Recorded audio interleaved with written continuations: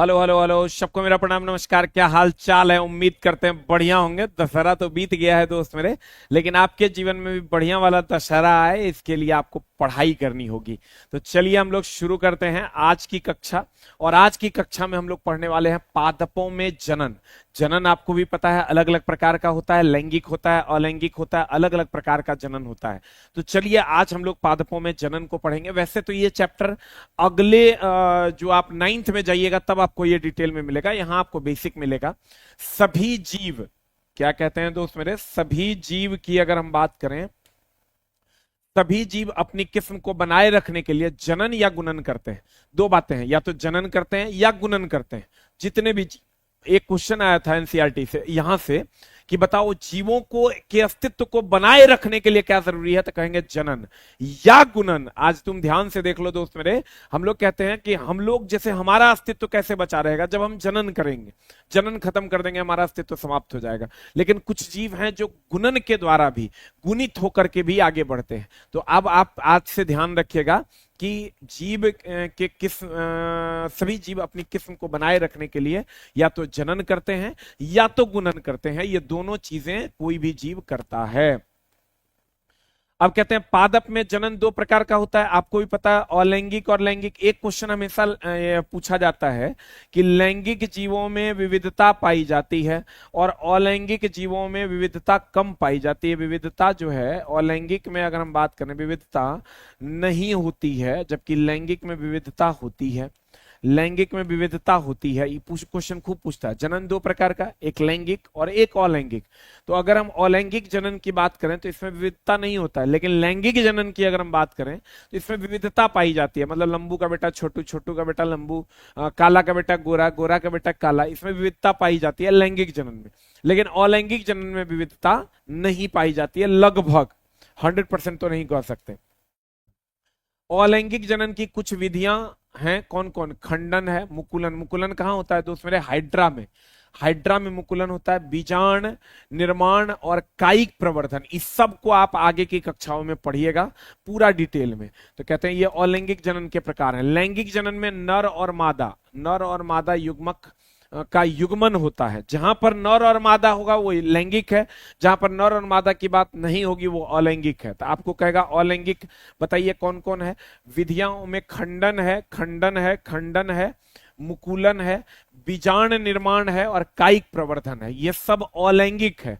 और जो लैंगिक होगा उसमें एक नर युग्म होगा और एक नर होगा और एक मादा होगा, दोनों मिला के युग्म का निर्माण करेगा, उसे अलैंगिक कहते हैं। कायिक प्रवर्धन में पत्तियां, तना, मूल जैसे कायिक भागों से नए पादप बनते हैं। 100 बार का पूछा हुआ, जैसे गुलाब वगैरह को ले लीजिए, आप काट के नया पौधा बनाते हैं ना, तो कहते हैं दोस्त मेरे कायिक प्रवर्धन में क्या होता है, पत्ती, तना, मूल, मूल मतलब जड़, जैसे कायिक भागों से नए पादप बनाए जाते हैं। खूब पूछता है अलग अलग एग्जाम्स में। कहते हैं पुष्प पादप का जनन अंग है, एकदम जनन अंग है। पुष्प पर ही आप तो पराग कण जो निकलते हैं, पराग कण जो परागन की क्रिया होती है वो पुष्प पर ही होती है।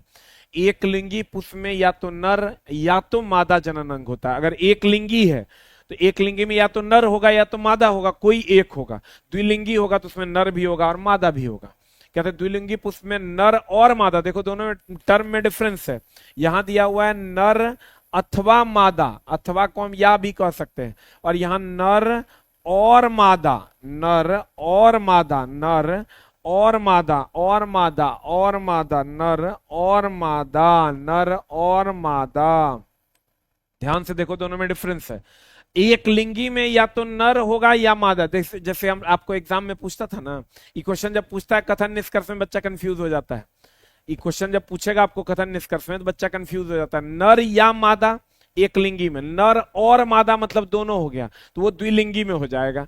तो कहते हैं एक लिंगी की पुष्प या तो नर या तो मादा, द्विलिंगी पुष्प में नर और मादा यानी दोनों जनन अंग होंगे। अब आते हैं आगे आगे आगे। नर युग्मक पराग कणों के अंदर और मादा युग्मक बीजांड के में पाए जाते हैं। आप अगर देखे होंगे नर युग्मक में, इसको आप डिटेल में पढ़िएगा क्लास 9th में, कि नर युग्मक जो होते हैं वो पराग कणों के अंदर और मादा युग्मक कहाँ पाए जाते हैं दोस्त मेरे? बीजांड में। किसी पुष्प के पराग कोश से उसी पुष्प अथवा किसी अन्य पुष्प के वर्तिकाग्र तक पराग कणों के स्थानांतरण के प्रक्रम को परागन कहते हैं। ये जो आप, ये नर है और ये अगर मादा है, यहां से यहां अगर पराग कण आता है, इसी क्रिया को परागन कहते हैं। इसी क्रिया को क्या कहते हैं?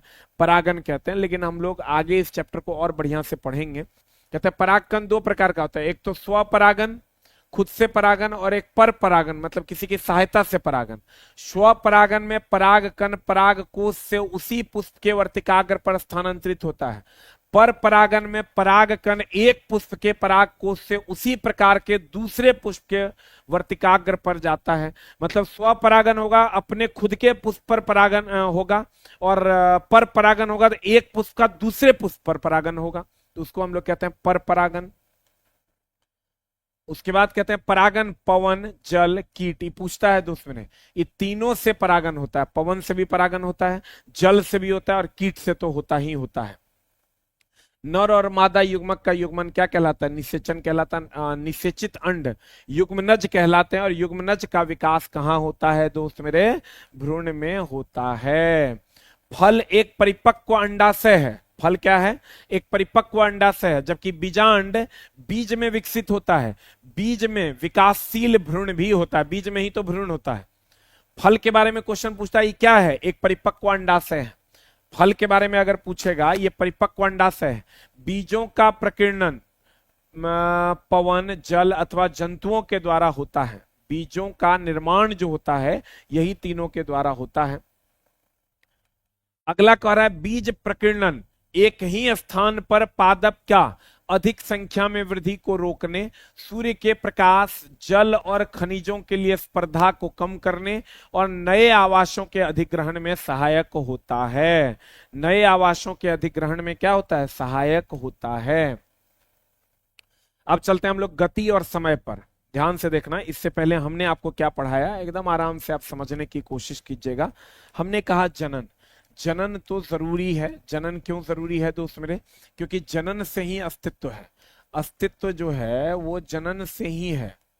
अस्तित्व की अगर हम बात करें, ये जनन से, जनन या गुणन की सहायता से अस्तित्व बनता है। अब ये दो प्रकार का होता है, एक होता है लैंगिक और एक होता है अलैंगिक। अलैंगिक अलैंगिक, अब लैंगिक भी दो प्रकार का होता है, एक लिंगी और द्विलिंगी। एक लिंगी और द्विलिंगी।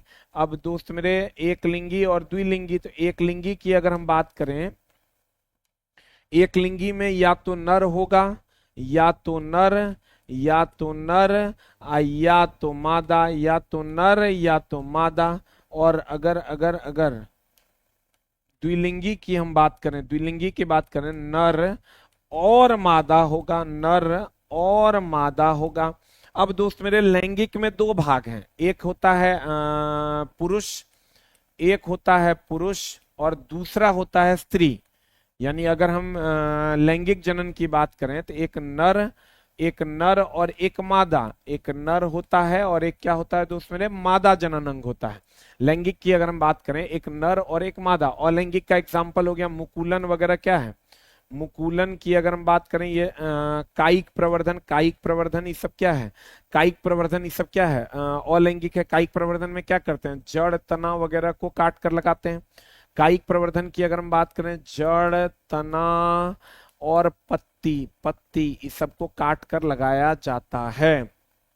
ध्यान से देखना, जनन दो प्रकार का, एक लैंगिक और दूसरा अलैंगिक। लैंगिक की अगर हम बात करें, इसमें नर और मादा होगा, तो नर और मादा भाग लेगा तो एक लिंगी होगा तो या तो नर होगा या तो मादा होगा। द्विलिंगी होगा तो नर और मादा होगा। और लैंगिक में मुकुलन हो गया, कायिक प्रवर्धन हो गया, जिसमें जड़ तना पत्ती वगैरह को काट के लगाते हैं। मुकुलन कहाँ होता है दोस्त मेरे? आपको भी पता होगा, हाइड्रा में होता है। मुकुलन कहाँ होता है? हाइड्रा में होता है। मुकुलन की अगर हम बात करें दोस्त मेरे, तो कहाँ होता है? हाइड्रा में होता है। कुल मिला के इस चैप्टर में इतना ही है, लेकिन इसको और डिटेल में हम लोग क्लास 9th में जाएंगे तो पढ़ेंगे। अगला अगला अगला, अब आ जाओ गति एवं समय। ध्यान से देखना एकदम आराम से। एक होता है दूरी, एक होता है विस्थापन। हमने आपको बताया था कि दोस्त मेरे ध्यान से एकदम प्रॉपर वे में अगर आप पढ़े होंगे तो अगर कोई चीज सीधे जाती है, सिर्फ पढ़ाई तोरा बचा सकता है दोस्त मेरे, बाकी कुछ तोरा बचा नहीं सकता है, और कोई चीज ऐसे टेढ़ी जाती है, तो ये हो गया दूरी।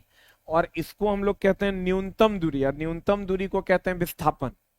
ये जो है ये है दूरी और ये है विस्थापन। यहीं से अगर हम लेकर चलते हैं तो इसमें चाल वेग बराबर, ध्यान से देखना, वेग बराबर होता है विस्थापन बटा समय। वेग बराबर होता है विस्थापन बटा समय, और चाल बराबर होता है दूरी बटा समय। दूरी बटा समय आप पढ़े होंगे तो जरूर पढ़े होंगे।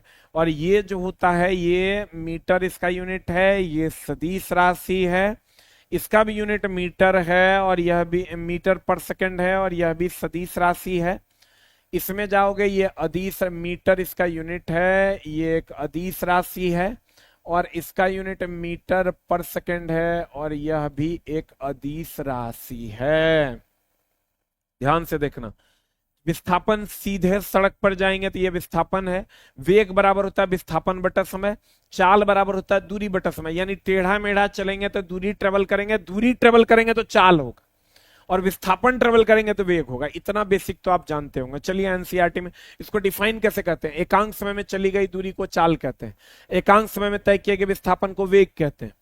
इस टाइप से इसको डिफाइन किया जाता है। अब ध्यान से देखो, एकांक समय में किसी वस्तु द्वारा चली गई दूरी को उसकी चाल कहते हैं। अभी तुरंत बताए थे चाल बराबर क्या होता है, दूरी आप बट्टा समय। इसको डिफाइन ही ऐसे करते हैं कि एकांक समय में तय की गई दूरी को चाल कहते हैं। एकांक समय में तय की गई दूरी को क्या कहते हैं, चाल कहते हैं। अगला, वस्तुओं की चाल, यह निर्णय लेने में हमारी सहायता करता है कि कौन दूसरे से तेज चल रहा है। अगर एक क्वेश्चन पूछा था एनसीईआरटी से कि हम कहाँ हैं, हमारी स्थिति क्या है, ये कैसे पता चलेगा, हमारा पोजीशन कहाँ है, हम किस पोजीशन में, हमारी स्थिति क्या है। किसी वस्तु की स्थिति का पता उसके विस्थापन से चलता है। अगर हम कह दें कि हम 300 किलोमीटर की दूरी पर हैं तो सामने वाला को पता चल जाएगा कि भैया ये या तो घर गया होगा या तो फलाने जगह गया हो। हम कह दें 1000 किलोमीटर की दूरी पर हैं तो सामने वाले को पता चल जाएगा भैया ये दिल्ली गया होगा। कहने का मतलब यह हुआ कि किसी वस्तु की स्थिति का पता उसके विस्थापन से चलता है। किसी वस्तु के स्थिति का पता उसके विस्थापन से चलता है। तो कहते हैं वस्तुओं के चाल से यह निर्णय लेने में हमारी सहायता करता है कि कौन दूसरे से तेज चल रहा है, कौन दूसरे से क्या चल रहा है, तेज चल रहा है।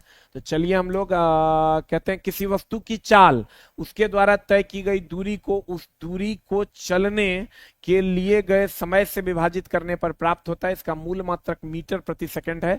चाल बराबर, इस बार जब क्वेश्चन पूछा था ना कि भैया वेग का मात्रक मीटर पर सेकंड, बच्चा कहता था अरे इतना आसान है भाई, एनसीईआरटी में यही दिया हुआ है इसलिए यही पूछता है। कहते हैं चाल जो है वो दूरी और समय का अनुपात है। ये लिखा हुआ है कि दूरी को समय से विभाजित करेंगे तो चाल आएगा, और यह मीटर पर सेकंड है। ये क्या है दोस्त मेरे, मीटर पर सेकंड है। आवर्ती घटना, आवर्ती घटना मतलब जहां से चला वहीं पहुंचा। आवर्ती घटना की अगर हम बात करें, जहां से चला वहीं पहुंचा। आवर्ती घटना की अगर हम बात करें, जहां से चला वहीं पहुंचा। कहते हैं आवर्ती घटनाओं का उपयोग समय मापन में किया जाता है। आवर्ती घटना जैसे पेंडुलम वगैरह का उपयोग समय को नापने के लिए करते हैं। लोलक की आवर्ती गति का उपयोग घड़ियों को बनाने में होता है। लोलक देखे हो ना, पेंडुलम घड़ी वगैरह में जो लगा हुआ होता है, घड़ियों को बनाने में हम लोग लोलक का उपयोग करते हैं। और लोलक पूछेगा कौन गति में होता है, कहेंगे आवर्ती गति में। ये इधर उधर की जो गति है इसको आवर्ती गति कहते हैं। लोलक कौन गति में होता है, तो उसमें आवर्ती गति में होता है। वस्तुओं की गति को उनके दूरी समय ग्राफ के द्वारा चित्रात्मक रूप में प्रस्तुत करते हैं। आपको पता होगा, देखिए क्या मामला है। चाल को ही हम लोग गति भी कहते हैं। ये बराबर होता है दूरी बटा समय, दूरी बटा समय। फिर होता है वेग, वेग बराबर होता है विस्थापन बटा समय, विस्थापन बटा समय, विस्थापन बटा समय। और त्वरण बराबर होता है दोस्त मेरे वेग बटा समय। त्वरण बराबर अगर हम बात करें तो वेग बटा समय। अब ध्यान से देखना, देखो एनसीईआरटी में लिखा हुआ है, पूछ देगा तो हैरान नहीं होना है।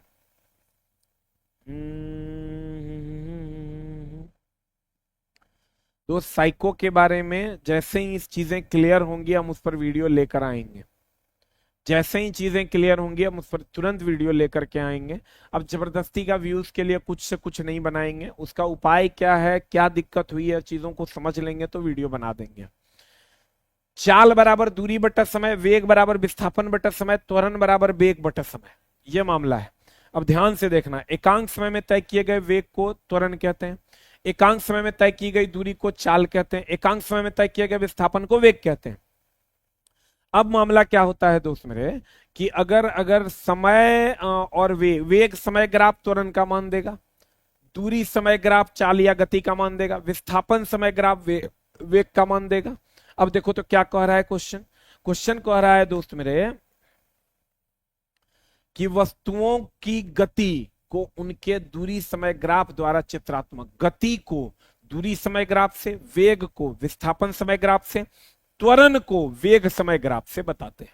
फॉर एग्जाम्पल अगर हम लोग ऐसा ले लेते हैं, कुछ भी ऐसा ले लेते हैं वेग और समय, तो वेग और समय का ग्राफ त्वरण का मान देगा, तो ये ग्राफ जो है एक समान त्वरण का मान देगा, एक समान त्वरण का मान देगा। ध्यान से देखना, कहते हैं वेग और समय का ग्राफ जो है ये एक समान त्वरण देगा, यानी वेग समय ग्राफ त्वरण का मान देगा, दूरी समय ग्राफ चाल का मान देगा, विस्थापन समय ग्राफ वेग का मान देगा।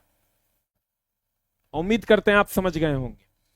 कहते हैं वस्तुओं की गति को उनके दूरी समय ग्राफ से चित्रात्मक रूप से दर्शाते हैं। तो देखो ऐसे, जैसे ये अगर ये दूरी है और ये समय है और ये ग्राफ जो होगा ये गति को दर्शाएगा, यानी दूरी समय ग्राफ से गति का मान मिलता है, वेग समय ग्राफ से त्वरण का मान मिलता है, क्योंकि वेग बटा समय त्वरण होता है और विस्थापन बटा समय वेग होता है, दूरी बटा समय गति होता है, इसलिए ऐसा होता है।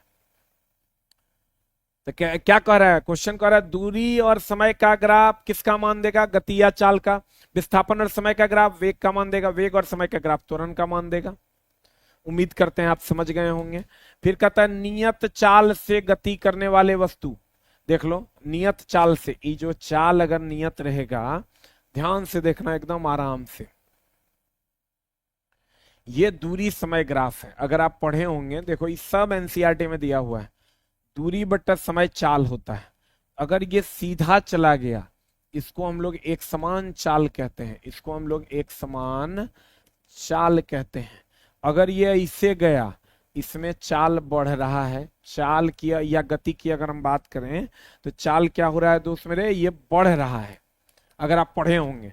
ऐसे गया, इसका मतलब चाल घट रहा है, चाल जो है घट रहा है, चाल घट रहा है। अब ध्यान से देखना, कहते हैं ये दूरी समय ग्राफ है तो ये एक समान चाल को बताता है, इसमें चाल बढ़ रहा है, इसमें चाल घट रहा है। अब मामला क्या कह रहा है देखो, कहते हैं नियत चाल, देख लो ये एक समान चाल, मतलब एक समान चाल मतलब कौन चाल, एक समान मतलब क्या, नियत। एक समान की अगर हम बात करें तो इसका मतलब हो गया नियत। पढ़ चला, पढ़ने के अलावा दूसरा कोई उपाय नहीं है तेरा पास, सिर्फ पढ़ के ही कुछ किया जा सकता है, बाकी चीजें पैरेलली चलती रहेंगी, अलग अलग चीजें हैं सब जगह, यहाँ ये होना चाहिए वहां वो होना चाहिए, ये सारी चीजें चलती रहेंगी, लेकिन विकल्प एकमात्र है अपने जीवन को सुधारने का, वो है कंटेंट, वो आपको पढ़ना पड़ेगा। आप किसी भी टीचर से पढ़िए, वो आपको पढ़ना पड़ेगा। ये एक समान चाल है, तो एक समान चाल है मतलब नियत चाल है।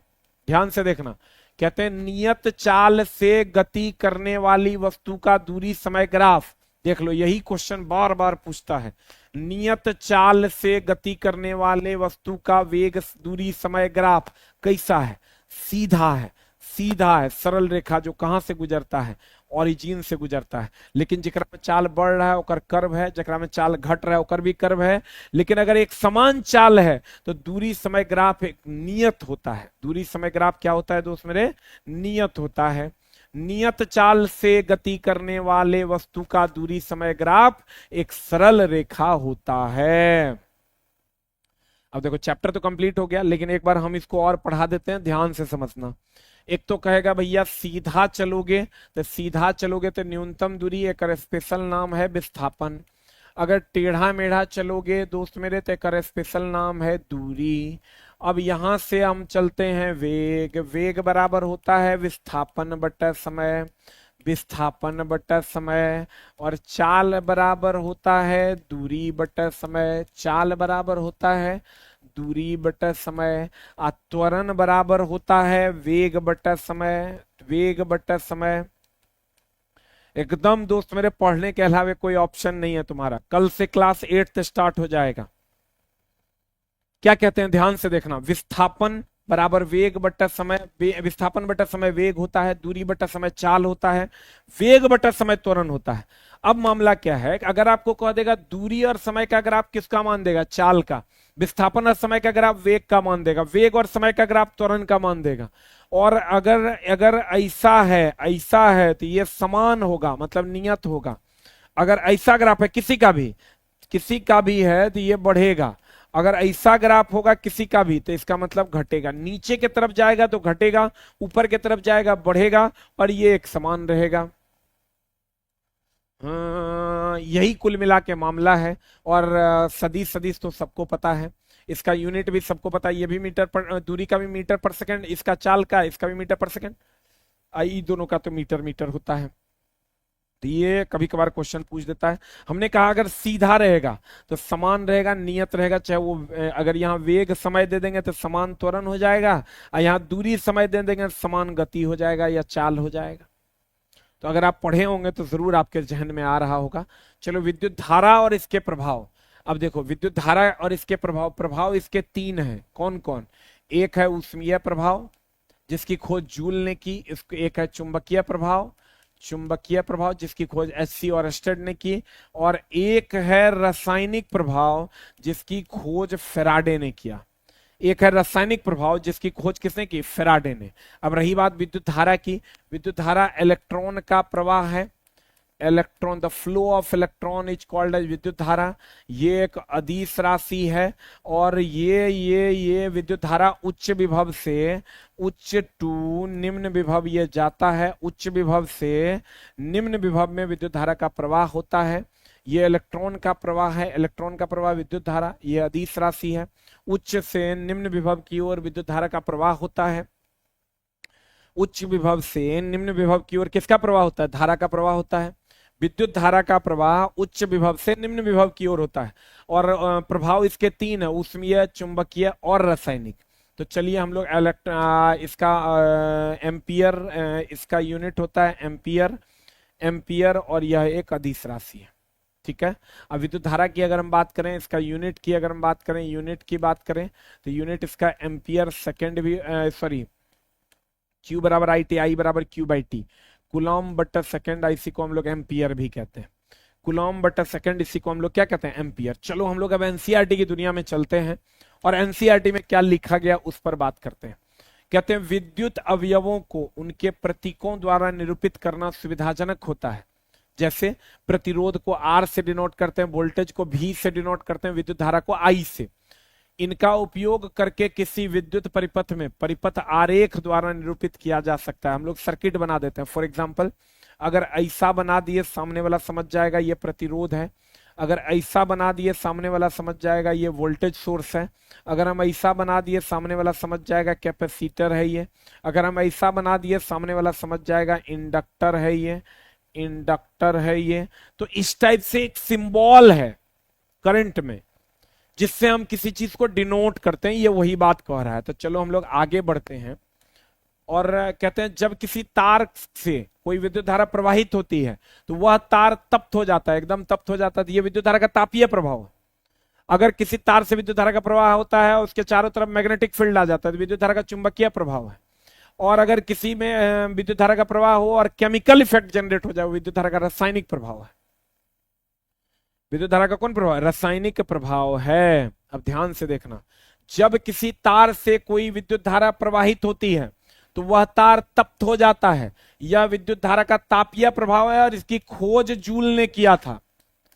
इसकी खोज किसने किया? जूल ने किया। और इस प्रभाव उसके बहुत से अनुप्रयोग हैं। फॉर एग्जाम्पल, करंट दो, गर्मी जनरेट हो जाए, for example heater. For example, आपको इसका इफेक्ट से क्वेश्चन पूछा था, एकदम मजाक में नहीं लेना। देख लो, प्रभाव जो है विद्युत के प्रभाव से जो क्वेश्चन पूछा था और अक्सर पूछता है, बड़े प्यारे प्यारे प्रश्न इससे पूछे जाते हैं। इसमें एक प्रभाव है आपका, अगर अगर अगर अगर अगर अगर हम बात करें, एक प्रभाव है आपका ऊष्मीय प्रभाव। ऊष्मीय प्रभाव की खोज जो है जूल ने किया। इसका एग्जाम्पल लोगे, हीटर,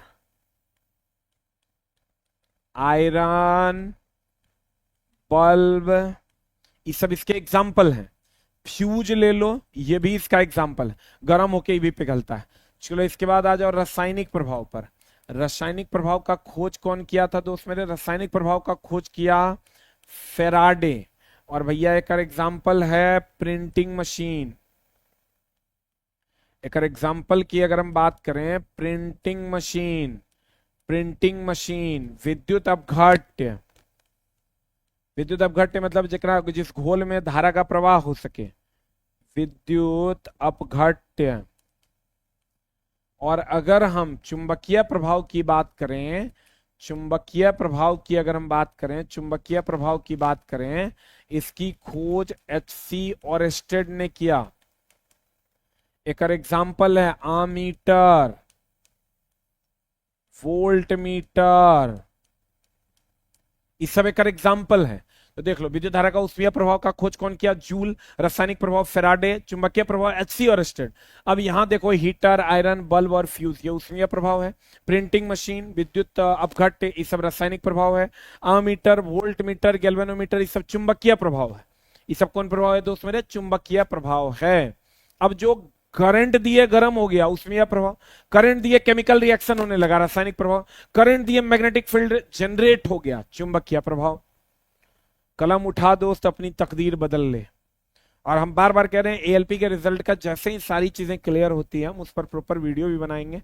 और हम पहले उसको कोशिश कर रहे हैं चला समझने की। वो लोग, आप समझ लो, कैसे लोग होते हैं, तुमको कुछ कहने के लिए कोई इंफॉर्मेशन वो देना ही नहीं चाहते। कि हमने कितना बार ट्राई हम कर रहे हैं कि पूछने की कोशिश करें कि सर क्या मामला है, कैसे हुआ है, क्या हुआ है, तो क्या ही कहा जाए।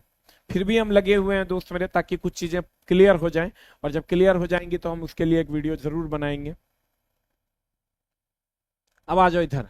बच्चे तो फोन कर करके परेशान हो रहे हैं, लेकिन हम तो दोस्त मेरे ना रेल मिनिस्टर हैं, ना हम आरआरबी के कोई चेयरमैन हैं। हमारी औकात ही बहुत छोटी है।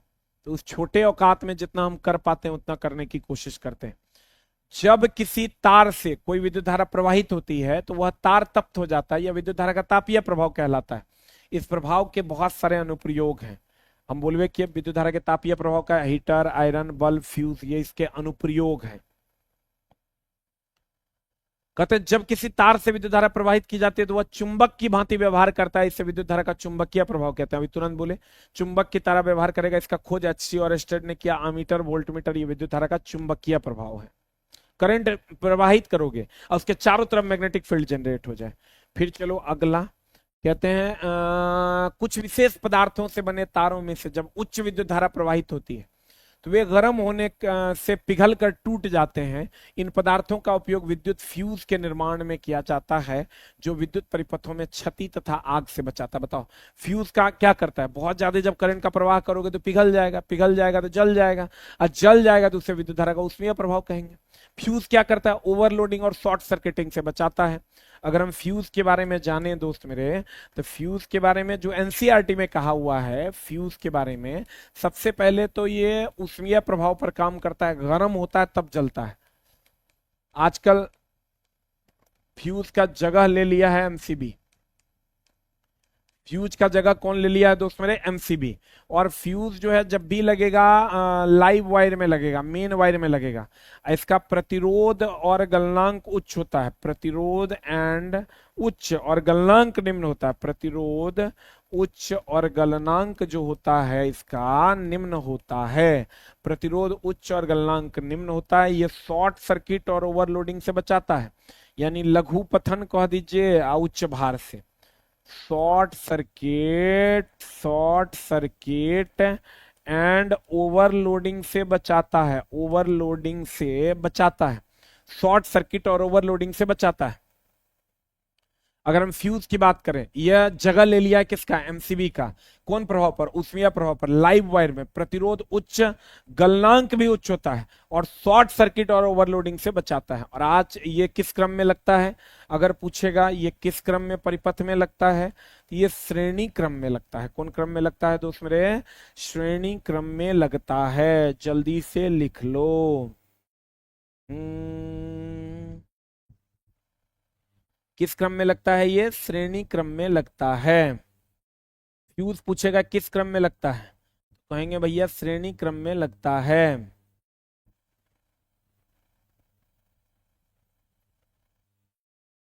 फ्यूज किस क्रम में लगता है, श्रेणी क्रम में। लाइव वायर में लगता है, किस में लगता है, लाइव वायर में लगता है, श्रेणी क्रम में लगता है। प्रतिरोध उच्च होता है और गलनांक निम्न होता है। प्रतिरोध उच्च होता है और गलनांक क्या होता है दोस्त मेरे, निम्न होता है।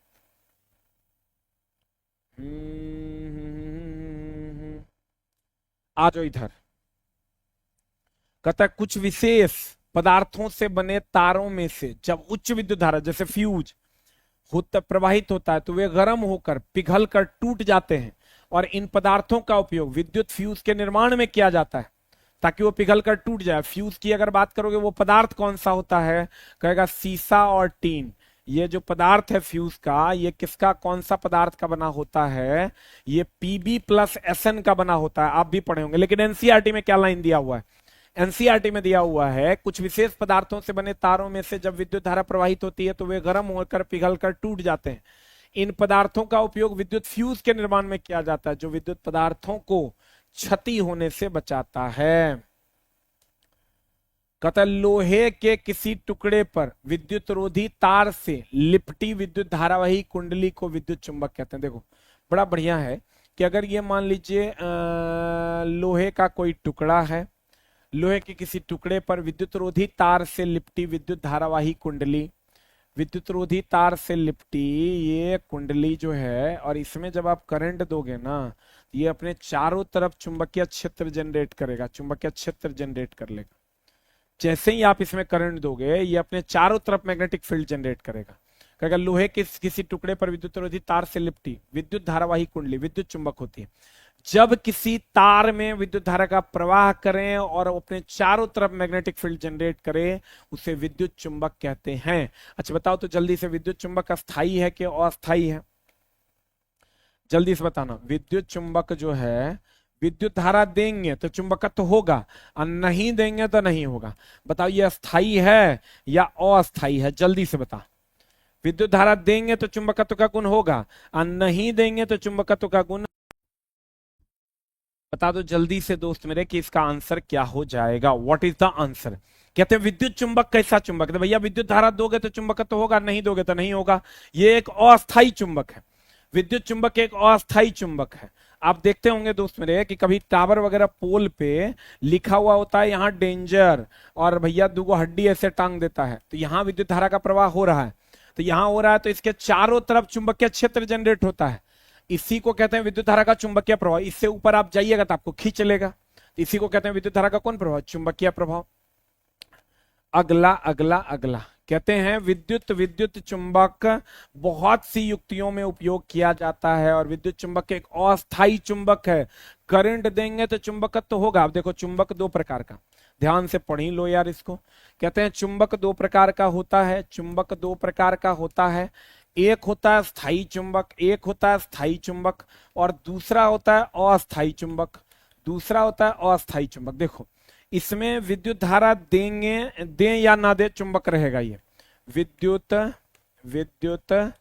धारा प्रवाहित न होने पर भी चुंबक रहेगा, प्रवाहित न होने पर भी, न होने पर भी चुंबक रहेगा, चुंबक रहेगा, ना होने पर भी चुंबक रहेगा। इसको कहते हैं स्थायी चुंबक। अस्थायी चुंबक कहते हैं विद्युत धारा का प्रवाह होगा तभी चुंबकीय गुण रहेगा। विद्युत धारा का प्रवाह होने पर ही चुंबकीय गुण होगा, होने पर ही चुंबकीय गुण होगा। विद्युत धारा का प्रवाह होने पर ही चुंबकीय गुण होगा। इसका मतलब विद्युत धारा होगा तो चुंबकीय गुण होगा और नहीं होगा तो नहीं होगा। इसको हम लोग कहते हैं विद्युत चुंबक। इसको कहते हैं हम लोग विद्युत चुंबक। ये बताओ, एक सप्ताह चला मुफ्त का क्लासेस, सारा क्लास डिस्टर्ब है ये पूजा के कारण। बच्चे कह तो देते हैं कि सर हम पढ़ेंगे, लेकिन पढ़ नहीं पाते हैं, क्योंकि पूजा में अगल बगल का माहौल ऐसा होता है कि बच्चे पढ़ नहीं पाते हैं। अस्थाई चुंबक किसको कहते हैं? अस्थाई चुंबक उसको कहते हैं दोस्त मेरे, विद्युत धारा प्रवाहित हो ना होने पर भी चुंबक रहेगा। अस्थाई चुंबक स्टील का बना होता है। अस्थाई चुंबक किसका बना होता है? स्टील का बना होता है। और अस्थाई चुंबक जो होता है ये नरम या मृदु लोहे का बना होता है। नरम या मृदु लोहा का बना होता है। अस्थाई चुंबक स्टील का बना होता है, और अस्थाई चुंबक की अगर हम बात करें, ये नरम या मृदु लोहा का बना होता है। अस्थाई चुंबक स्टील का बना होता है, और अस्थाई चुंबक या विद्युत चुंबक नरम या मृदु लोहे का बना होता है। अस्थाई चुंबक किसको कहते हैं? करंट देंगे तो चुंबकत्व होगा, नहीं देंगे तो नहीं होगा। विद्युत धारा का प्रवाह होने पर ही चुंबकीय गुण होगा, इसीलिए इसका नाम विद्युत धारा होने पर चुंबकीय गुण होगा, इसलिए इसका नाम विद्युत चुंबक कहते हैं। क्या कहते हैं? देखो, विद्युत चुंबक बहुत सी युक्तियों में उपयोग किया जाता है। सही बात है, बहुत बढ़िया। चलो हम प्रकाश चैप्टर में थे, देखो इस चैप्टर में हम लोगों ने क्या सीखा? चुंबक दो प्रकार का, एक अस्थाई और दूसरा अस्थाई। अस्थाई चुंबक किसका बना होता है? स्टील का। और अस्थाई चुंबक या विद्युत चुंबक किसका बना होता है? नरम या मृदु लोहे का। सबसे ज्यादा यही क्वेश्चन पूछता है, याद न रहे ना, अस्थाई स्टील, स्टील को ही ये भी याद रखना, स्टील को इस्पात कहते हैं। स्टील को ही क्या कहते हैं? इस्पात कहते हैं। आ जाओ इधर, प्रकाश सरल रेखा के अनुदिश गमन करता है, सबको पता है। कोई भी पॉलिश किया हुआ अथवा चमकदार पृष्ठ दर्पण की भांति कार्य करता है। हम बार बार कहते हैं, अगर आप कोई भी ऐसा पृष्ठ ले लीजिए, चाहे ले लो तुम पेंट कर दो बहुत बढ़िया से, पॉलिश मार दो एकदम चकाचक, वो दर्पण की तरह व्यवहार करेगा। टाइल्स जो है उसमें पॉलिश किया हुआ है, वो भी दर्पण की तरह व्यवहार करेगा। आपको कहेगा हम टाइल्स जो है वो किस तरीके से व्यवहार करेगा, कहेंगे दर्पण की तरह। पॉलिश किया हुआ दीवाल किस तरीके का व्यवहार करेगा, कहेंगे दर्पण की तरह व्यवहार करेगा। कोई भी पॉलिश किया हुआ अथवा चमकदार पृष्ठ दर्पण की भांति कार्य करता है। और ये हमेशा ध्यान रखिएगा दोस्त मेरे, दर्पण ये दर्पण है, दर्पण वो है जिसके एक तरफ कलई किया हुआ हो, और लेंस वो है जिसके प्रकाश आर पार जा सके। अगर प्रकाश आर पार जा रहा है तो ये लेंस है, और प्रकाश अगर लौट जा रहा है तो ये दर्पण है। प्रकाश अगर लौट जा रहा है तो ये दर्पण है, और प्रकाश अगर आर पार जा रहा है तो ये लेंस है। ये हमेशा ध्यान रखना। यानी दर्पण में अगर हम बात करें तो यहाँ परावर्तन की घटना होती है, और लेंस में अगर हम बात करें तो यहाँ अपवर्तन की घटना होती है। दर्पण में परावर्तन की घटना होती है और लेंस में अपवर्तन की घटना होती है। बताओ, कोई भी पॉलिश किया हुआ अथवा चमकदार पृष्ठ दर्पण की भांति व्यवहार करता है। दर्पण में परावर्तन की घटना होती है, जबकि लेंस में प्रकाश आर पार चला जाता है, अपवर्तन की घटना होती है। जो प्रतिबिंब, देखो अब प्रतिबिंब भी दो प्रकार का होता है। अगर हम बात करें प्रतिबिंब की अगर हम बात करें दोस्त मेरे, प्रतिबिंब दो प्रकार का, एक होता है वास्तविक प्रतिबिंब और एक होता है काल्पनिक प्रतिबिंब। काल्पनिक प्रतिबिंब को ही आभासी प्रतिबिंब भी कहते हैं। तो देखो, एक होता है जो पर्दे पर उतार सकते हो, पर्दे पर उतार सकते हैं, पर्दे पर उतार सकते हैं, कौन? वास्तविक प्रतिबिंब को। और पर्दे पर नहीं उतार सकते, पर्दे पर नहीं उतार सकते। अब भैया अगर आप कल्पना कर रहे हैं तो कल्पना को आप पर्दे पर कैसे उतारिएगा? अगर आप कल्पना कर रहे हैं तो कल्पना को आप पर्दे पर उतार सकते हैं क्या? तो काल्पनिक प्रतिबिंब को पर्दे पर नहीं उतारा जा सकता। काल्पनिक को ही हम लोग आभासी भी कहते हैं, जबकि वास्तविक प्रतिबिंब को पर्दे पर उतारा जा सकता है। इसको आप पर्दे पर उतार सकते हैं। अब देखो, और किसको नहीं उतार सकते? अनंत पर जो बनेगा, अनंत पर बनेगा, अगर पर्दा कैसे लगाओगे? नहीं उतार सकते। कल्पना कर रहे हो, वो प्रतिबिंब रियल है ही नहीं, उसको पर्दे पर कैसे उतारेंगे? लेकिन वास्तविक प्रतिबिंब को पर्दे पर उतार सकते हैं। और ये हमेशा ध्यान रखना, काल्पनिक प्रतिबिंब हमेशा, वास्तविक प्रतिबिंब हमेशा उल्टा होता है, और काल्पनिक प्रतिबिंब हमेशा सीधा होता है। काल्पनिक प्रतिबिंब हमेशा सीधा होता है।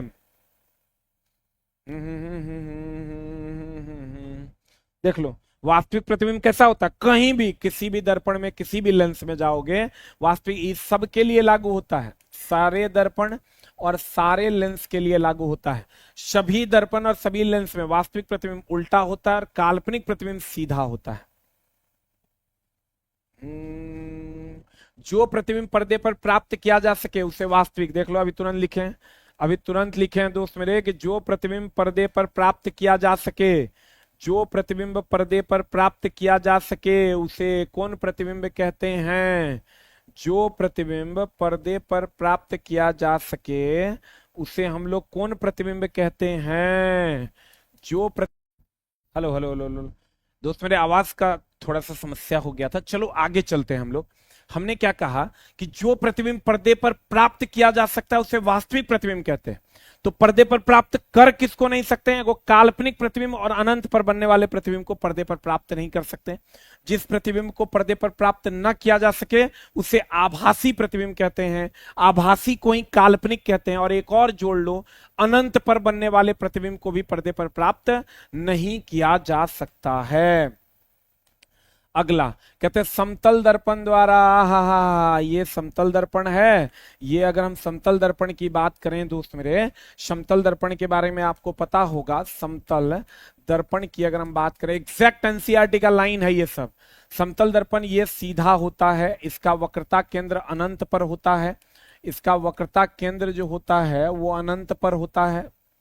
इसमें प्रतिबिंब कैसा बनता है दोस्त मेरे, काल्पनिक प्रतिबिंब बनता है, सीधा प्रतिबिंब बनता है, वस्तु के बराबर प्रतिबिंब बनता है और पार्श्व उल्टा बनता है, पार्श्व उल्टा प्रतिबिंब बनता है। मतलब लेफ्ट का राइट दिखेगा, राइट का लेफ्ट। ई हाथ उठाओगे तो ई हाथ उठेगा, ई उठा हुआ दिखाई देगा, और ई हाथ उठाओगे ना तो ई हाथ उठा हुआ दिखाई देगा। तो कैसा प्रतिबिंब बनता है समतल दर्पण में, काल्पनिक, सीधा, वस्तु के बराबर और पार्श्व उल्टा। और वस्तु दूरी और प्रतिबिंब दूरी समान होता है, वस्तु एंड प्रतिबिंब दूरी, वस्तु एंड प्रतिबिंब दूरी जो होता है वो समान होता है। जितना दूरी पर वस्तु होगा उतने दूरी पर प्रतिबिंब होगा। और अगर आपको अपनी पूरी लंबाई देखनी है, मान लो आप 5 फीट के हैं तो कम से कम 2.5 फीट का दर्पण होना चाहिए। ये सब आप जरूर पढ़े होंगे। चलिए हम लोग एनसीईआरटी के ओरिजिनल लाइन पर चलते हैं। समतल दर्पण द्वारा पना प्रतिबिंब सीधा होता है। भैया सीधा ही नहीं होता है, काल्पनिक भी होता है, सीधा भी होता है, वस्तु के बराबर भी होता है। अभी जैसे मेरा मुंडी ऊपर पैर नीचे ऐसे ही दिखेगा, लेकिन खाली हम ई हाथ उठाएंगे ना तो तुमको ई हाथ उठा हुआ दिखाई देगा, ऐसे मारेंगे ना तुमको ऐसे दिखाई देगा। तो कहते हैं दोस्त मेरे, क्या कहते हैं, समतल दर्पण द्वारा बना प्रतिबिंब सीधा और आभासी होता है। सीधा तो होबे करता है, आभासी भी होता है, तथा बिंब के समान साइज का होता है। जितना बड़ा वस्तु उतने बड़ा प्रतिबिंब। प्रतिबिंब दर्पण के पीछे उतनी ही दूरी पर बनता है जितना कि दर्पण के सामने होता है। अगर 10 सेंटीमीटर की दूरी पर हम दर्पण से हैं तो मेरा प्रतिबिंब भी 10 सेंटीमीटर की दूरी पर बनेगा। ऐसा आप जरूर पढ़े होंगे। चलिए हम लोग आगे चलते हैं। दर्पण द्वारा बने प्रतिबिंब में बिंब का वाम भाग प्रतिबिंब के दक्षिण भाग में, अभी हम तुरंत बोले, अगर ये हाथ उठाओगे, बायां हाथ उठाओगे तो आपको दायां हाथ उठा हुआ दिखाई देगा। इसी को एक टर्म, सीधा तो होबे करता है, सीधा तो वे करता है, लेकिन पार्श्व उल्टा होता है। मतलब लेफ्ट हैंड राइट हैंड में दिखाई देगा, लेफ्ट हैंड उठाओगे तो राइट हैंड उठा हुआ दिखाई देगा, और राइट हैंड उठाओगे तो लेफ्ट हैंड उठा हुआ दिखाई देगा। देखो इसको क्या लैंग्वेज में लिखा है, लिखा है दर्पण द्वारा बने प्रतिबिंब में बिंब का वाम भाग प्रतिबिंब के दक्षिण भाग की भांति दिखाई देता है, तथा बिंब का दक्षिण भाग प्रतिबिंब के वाम भाग के भांति दिखाई देता है। अगला, इसी को पार्श्व उल्टा कहते हैं। ये जो बात है इसको हम लोग पार्श्व उल्टा कहते हैं। इसी को हम लोग क्या कहते हैं दोस्त मेरे, पार्श्व उल्टा कहते हैं। अवतल दर्पण वास्तविक तथा उल्टा प्रतिबिंब बना सकता है। जब बिंब को दर्पण के अत्यंत निकट रखते हैं तो प्रतिबिंब आभासी, सीधा और आवर्धित। अब इस पर हम लोग चर्चा करेंगे अगली कक्षा में, क्योंकि यहां पर दोस्त मेरे हमको अवतल उत्तल दर्पण एक बार बढ़िया से पढ़ा देना पड़ेगा और तभी जाके आपका काम होगा। तो इस यहां से जो हम कार्रवाई करेंगे वो अगली कक्षा में करेंगे। आगे की कार्रवाई, यहां हम लोगों ने आज इतनी सारी चीजों को पढ़ा है, जाना है, समझा है। अगर बच्चा तू शुरू से होगा तो जरूर समझ पाया होगा चीजों को। जनन 2 प्रकार का, एक लैंगिक एक अलैंगिक। लैंगिक भी 2 प्रकार का, एक और द्वि। एक में कोई एक भाग लेगा, दोनों में दोनों लेगा। चाल बराबर दूरी बटा समय, वेग बराबर विस्थापन बटा समय के लिए हम ग्राफ के चीजों को आज पढ़े हैं। सीधा होगा तो नियत होगा। प्रभाव तीन प्रकार का, ऊष्मीय, रासायनिक और चुंबकीय। फ्यूज ऊष्मीय प्रभाव पर काम करता है। चुंबक में स्थायी और अस्थायी। जेकरा में करंट दे ना दे चुंबकीय गुण होगा स्थायी, जेकरा में करंट दे तो चुंबकीय गुण होगा, नहीं दे तो नहीं होगा, अस्थायी। प्रतिबिंब अगर वास्तविक होगा तो पर्दे पर उतार सकते हैं, काल्पनिक और अनंत पर बनने वाला प्रतिबिंब पर्दे पर नहीं उतार सकते। समतल दर्पण का वक्रता केंद्र अनंत पर होता है, काल्पनिक सीधा बराबर पार्श्व उल्टा। वस्तु और प्रतिबिंब दूरी समान होता है। पार्श्व उल्टा का मतलब ई हाथ उठाएंगे तो ई हाथ उठेगा, ई हाथ उठाएंगे तो ई हाथ उठा हुआ दिखाई देगा। Thank you very much, love you all, नमस्कार। मिलते हैं हम लोग फिर अगली कक्षा में अपने नियमित समय पर कल 9:45 में। और एएलपी से रिगार्डिंग से रिलेटेड जो भी वीडियोस हैं दोस्त मेरे, बहुत जल्द आपको दिखाई देगा। बीएसएससी पर भी कुछ चीजें चल रही हैं, अलग अलग लोगों की सबकी आपस में बातें हो रही है। जल्द ही आपको कुछ ना कुछ दिखाई देगा। Thank you very much, love you all, नमस्कार।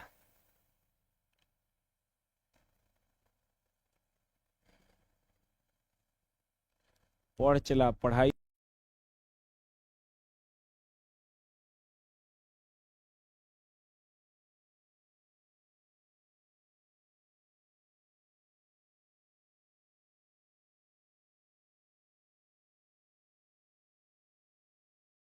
से बड़ा कोई ब्रह्मास्त्र नहीं है। यही एगो है जो तुमको बचा सकता